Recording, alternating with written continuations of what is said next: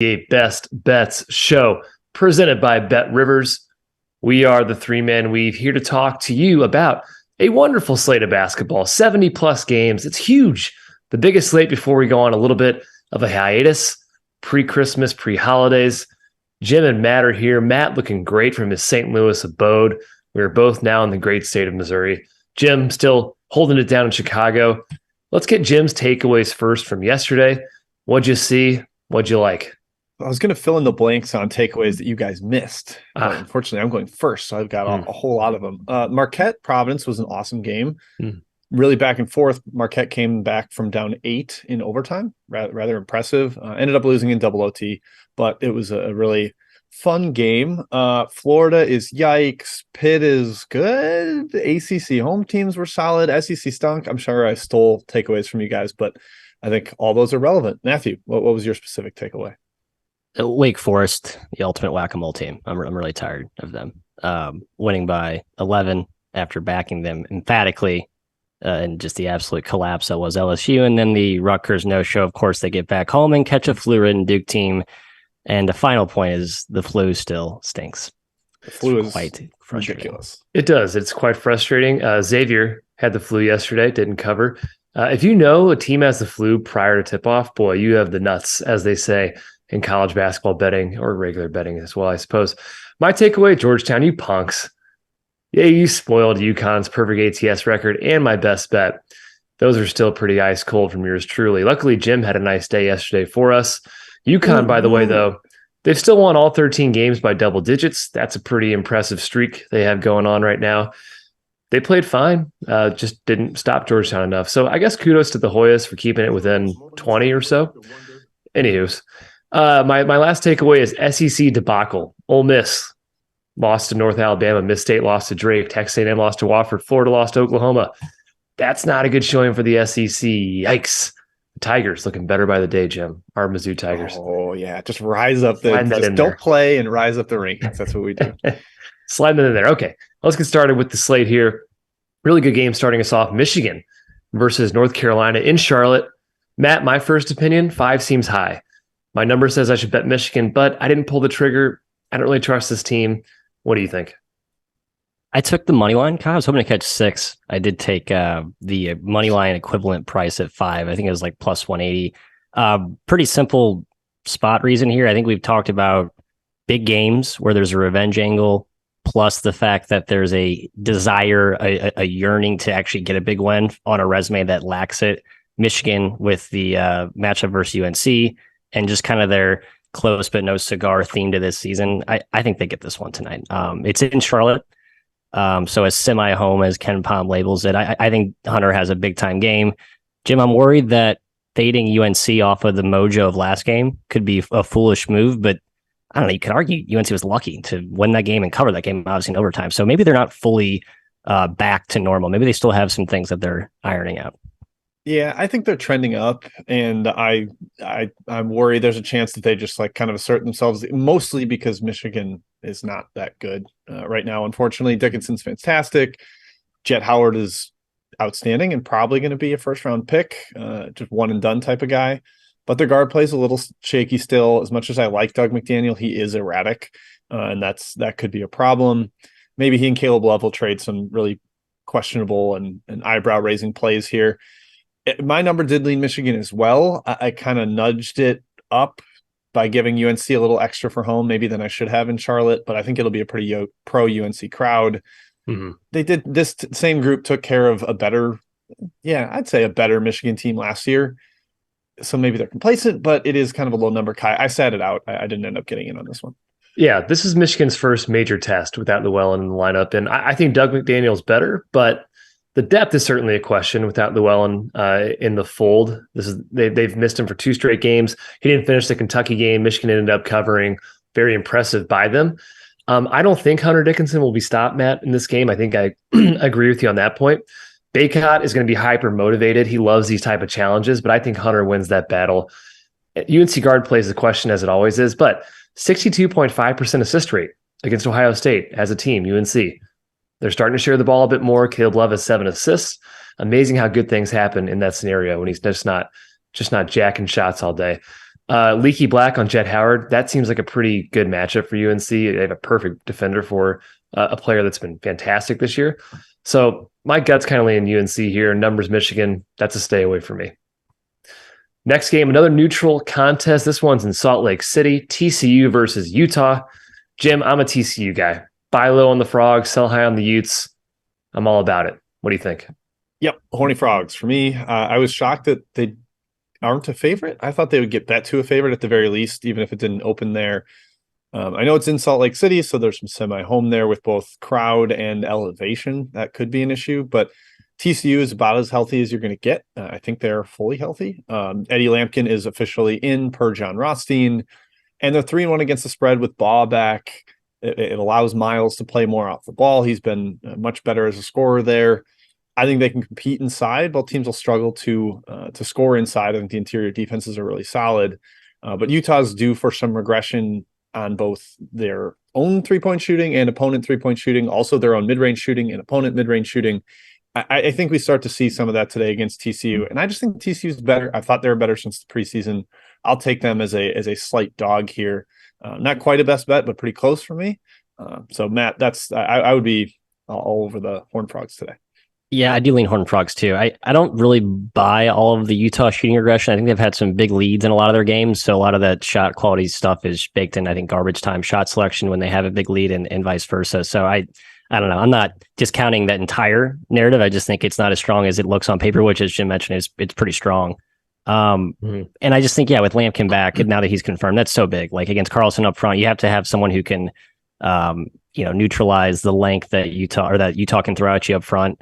And I think with Lampkin in there, they can. I worry about backing TCU. This is like a game too soon. Like I want to see them fully formed for maybe a game or two before it's like the TCU takeoff that I think we're all expecting. But I definitely lean their way. And you could be arguing that now it's the lowest point to buy low, Kai, as your initial onset. Yeah, that's basically my handicap of it. I think TCU is undervalued right now. And Jim mentioned fully healthy. With Damian Baugh in the lineup, they're 4-0. They're 3-1 against the spread. They clearly needed him when he was out to start the year. Lampkin's back, as Jim said as well. And the Utah regression, I'm kind of buying into it. 5th in the country in three-point percentage defense, 36th in free throw percentage defense. But the one stat, this team, which is essentially the same as last year, is shooting 400 basis points, 4 percentage points, better than last season from deep. Basis points. I love it. Basis points, 400 basis points, Jim, better than last year from deep. That's probably due for some regression. They don't shoot a lot of threes, but man, they're hitting them at a lot higher rate this season. It's got to fall down. I like TCU a lot in this game. Go Horned Frogs.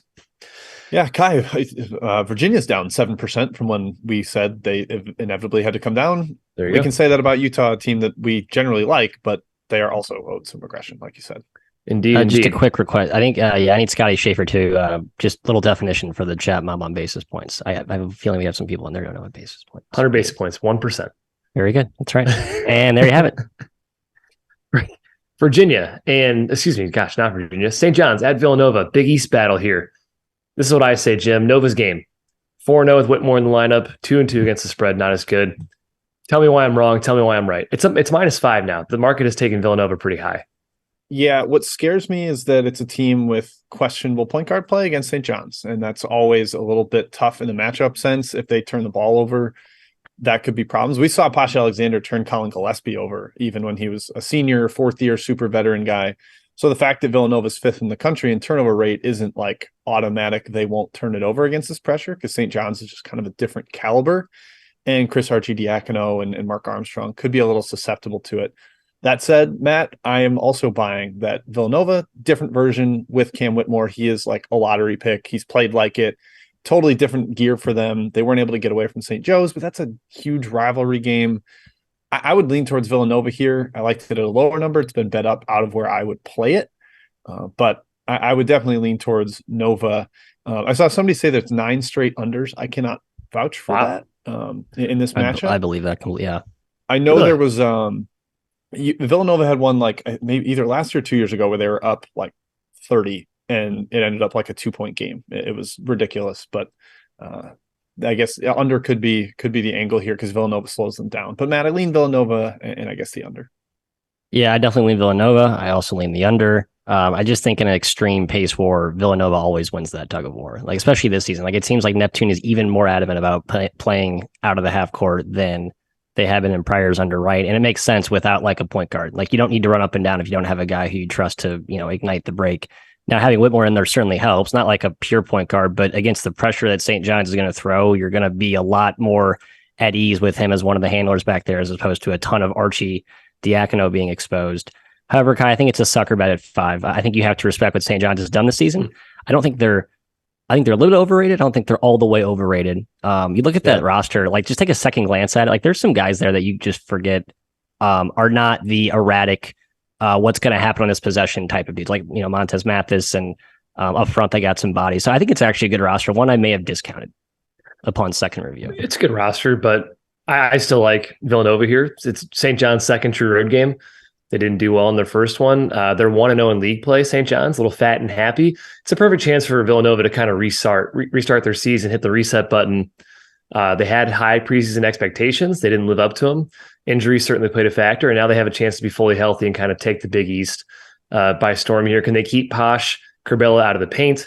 Can they keep Soriano and Jones off the glass? Those are good questions. I think they can handle the ball against St. John's. Fifth best team in turnover rate. Say what you will about Archie Diacono, but he has been pretty good with not turning the ball over, him and Caleb Daniels and even Mark Armstrong. And I like Villanova's switchability on defense. They can go 6'5 plus across the board in most of their lineups. I think that helps slide against St. John's. So I'm leaning towards Villanova at -5. It got up a little bit too high for me to fully recommend officially. Next game here before we hit chat mob, it's Auburn at Washington. The Tigers continue their Pac-12 travel, Matthew. They just lost to USC. You had a nice winner on that game. Auburn's probably the most overrated team right now in the KenPom top 25. You could probably argue that. They've done nothing impressive right now. Matt, what do you think about this game? Man, I got bet down a little more. I was trying to catch 5. I missed that, and maybe thinking about 4, and I missed that. It's 3.5 pretty much across the board. I think the market has this one sniffed out. It's just a tough spot with the West Coast travel for Auburn. Especially with their guards a little bit banged up right now. And I just saw Jalen Williams is supposed to play today. He got rocked in the head last game or something weird. I guess he'll be fine, but he's a huge player for them. I mean, he's been nails on both ends. It's just not as deep of a team as in years past. So like those injuries kind of matter. I think the fatigue of the schedule they play, the West Coast nature, just the spot to me feels really, really bad, especially against the zone and kind of a tough wrinkled schematically, Jim. Everything to me screams Washington, but the line is so low. It's Washington. This is the perfect game where Washington just lays an absolute stinker. And it's like, Washington, there you go again. Yep. I don't want to lose my money on Washington. I don't want to lose my money on road Auburn. Going to sit it out. Matchup wise and spot wise, I think it does trend towards Washington. Auburn's 330th in 3-point percentage. Wendell Green is one of their better shooters. He only managed 12 minutes at USC. He's clearly banged up. They got a nice outing from Trey Donaldson, the freshman guard, but I don't know if he's going to be the consistent leader at point guard that they really need right now. Kai, I can't trust him enough to back Washington. Without Kepnang, I think they're too thin up front. Yeah, there's a lot of different things that has me basically staying away at the end in this game. Auburn away from home, Jim, 1-3 against the spread. That includes neutral and true away games. Clearly not as good as they are at home. That was shown last year as well. Auburn hasn't seen a lot of zone this year. They've been pretty solid against the zone they have seen per synergy, but it hasn't been much. Small sample size. They should punish Washington on the glass. It should make it pretty hard for them to score, but I don't trust them. And the line's too low, as Matt said, for me to back Washington. It's stay away from me. Let's get to chat mob part 1. I think Jim's my czar here. Sure am. A lot of questions, which equates or makes sense since there's a lot of games. Start with UC Santa Barbara and Appalachian State. Matthew, anything for you on this one? Santa Barbara hasn't quite been as good as maybe we hoped. This game's in Phoenix, by the way. Yeah, and then no Gregory last game for App State, who is arguably their best player, one of their best players. Have no idea what his status is today, so I stayed away from that. Santa Barbara, I think, they're better than they've played. Just been some tough schedule spots, but I think App State's been really good too. And Dustin Kearns is a coach I respect. Not looking to fade him, so yeah, stay away from me. Yeah, this one was tough to figure out. Kai, leg show's lock of the day is UTEP. They're hosting NC I actually agree. I like this UTEP team. I think that DePaul performance was an outlier, and NC has been out west. They were in Vegas. Now they go down to El Paso. Kind of a weird, before Christmas, let's just get home kind of game. That would be my sense of it. What do you think? Pop quiz. Who is the luckiest team in KenPom right now? NC It's UTEP. It's UTEP, yeah. In fact, it is UTEP, and that surprised me.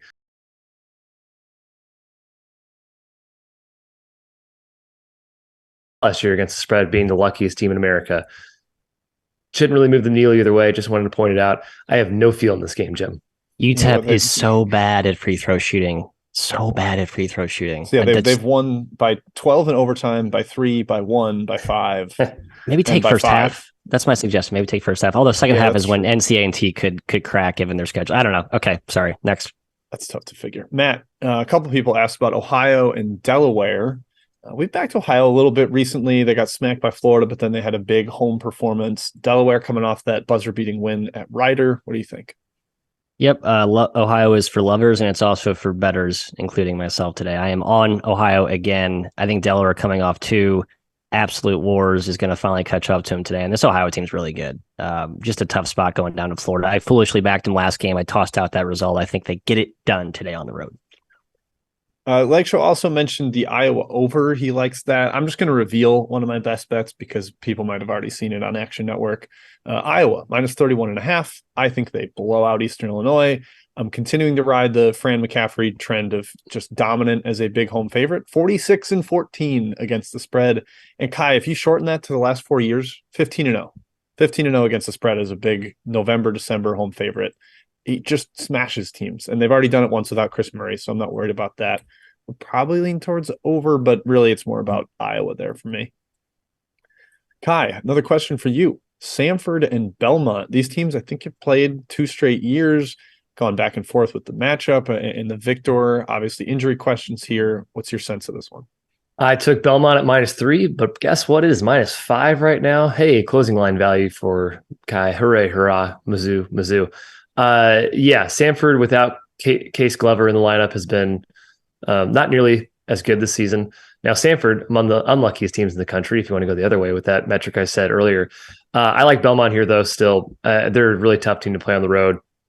Home teams, I think, are going to do very well here around Christmas time.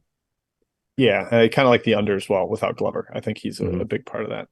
Matt, our Green Wave. Ronnie Hunter in the Green Wave. Mississippi Valley State is on the road there. This is in state, so maybe I guess not quite in state. But do you think the Delta Devs, your Delta Devs, no pennant in the background this time, do you think they can hang around against Tulane? I kind of think so. A little bit discouraged by Tulane's game against George Mason, but kind of thought they would take off there and make a statement. Maybe they're still in their beta formation of maturity with a lot of guys in and out of the lineup, mainly Jalen Cook to start the year. And I think the zone, maybe the sleepy spot of the schedule, makes this a slight, kind of like the Alabama-Jackson State game yesterday, where it was like Alabama clearly just didn't have it, right? And Jackson State kind of hung around by default. Maybe this that was lucky last year, UNC Wilmington. They are headed to Campbell. I'd like to give away that I like the under a lot. What do you like here? I got nothing on the side. I guess I lean towards Campbell at +3. I know the chat's not going to like that. I've seen a lot of Wilmington guys in there. Not going to go against Wilmington. They've been a juggernaut against the spread. Did win against the spread against them actually last game with High Point, but it was lucky. Yeah, tough team to fade right now. Campbell's still a little bit hurt as well. Carolero hasn't played in a while. I think Dunn came back, but still a team you need to kind of check the lineup on. Yeah, very important. Carolero is kind of like they play a lot of Princeton stuff, and he's one of the passers. Him and Lucane do a lot of that. All right, Matt, one more before we go back to the outline. And I'm going to give a quick plea to the chat mob, especially on big slates like today or a Saturday in the future. If you can give your question in the form of road team, home team, road team, then home team, or really the order that it comes on the betting board rotation, that's super helpful. And if you give both teams, also super helpful. It's hard to remember all 100 games and who plays who. So that is just a humble request. You don't have to do it, but if you can, that'd be great. And form of the question. Hey, when I'm Czar, you can be as informal as you want. I will I will unpack all cryptic messages, baby. So Matt will unpack it, but also skip higher over standard like for 7 him. different requests. Yeah, I might miss your question. Sure. I don't have it might be a crap question. I'm not going to take it, but no rules, no enforcement. Crap question. All right, Matt, before we go back to the outline, you get Bucknell at Richmond from the J-Man. Bucknell was without Andre Screen last game. He's supposed to play. Good research by me on the official school website. Props to Bucknell. That helps because Richmond has eviscerated teams the last couple of games with their inside-out action. Matt Grace back helps a lot. I was going to take Richmond here, but Screen back, maybe stay away. And Jack Forrest debuted. I think he's going to matter. The St. Joe's guy, yeah. And Richmond got eviscerated themselves by Clemson, so they haven't been all roses and sunshine recently. But all right, Kai, we'll go back to you, back to the outline here. I'll continue collecting questions. Let's go to USC versus Colorado State, another neutral contest here. Phoenix is the location. My question is, which Colorado State do we get tonight, Matthew? The team that lost Northern Colorado and then Colorado by 30, or the team that just beat St. Mary's on the road? What say you? Well, I have no idea which version shows up. I just feel like they're still a little bit banged up. Colorado State, I mean, I know they've gotten healthier, but their inconsistency is tied to the fact that they're not a fully formed unit. Like you've seen the same thing with Wyoming, right? Two teams that are very analytically based. They're very well coached, but they've been wildly inconsistent, especially the last few weeks. Kind of also think that USC's own different defenses could not thwart Colorado State, but at least disrupt their offensive rhythm. The key thing, though, Jim, is will Colorado State guard, right? That's their biggest question mark, right? Like when they get blown out, it's because they don't play defense. And when they compete and when they win, it's because they have a favorable matchup or they just happen to defend that night. It's hard for them to play defense because they don't have a lot of size inside. That's a rather large issue for them. They were able to compete with St. Mary's in a super slow game. I was actually relatively impressed there. But I also have nightmares of that Colorado performance where they just got wiped off the floor from basically the opening tip, and the second half was just a celebration of Deion Sanders the entire time. So, Kai, I don't really have anything on this one. It is neutral in Phoenix. I wish it was at Colorado State, so they would have the elevation edge. I do agree. I think Pat mentioned it. Nico Medved versus Andy Enfield is almost worth a bet itself. Yep, exactly. That's what I wrote down. We know which way to go here, Enfield versus Medved, but the line's about right. I stayed away.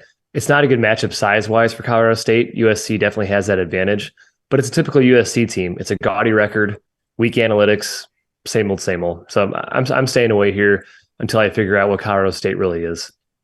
Next one here, staying on the West Coast, it's Arizona State at San Francisco.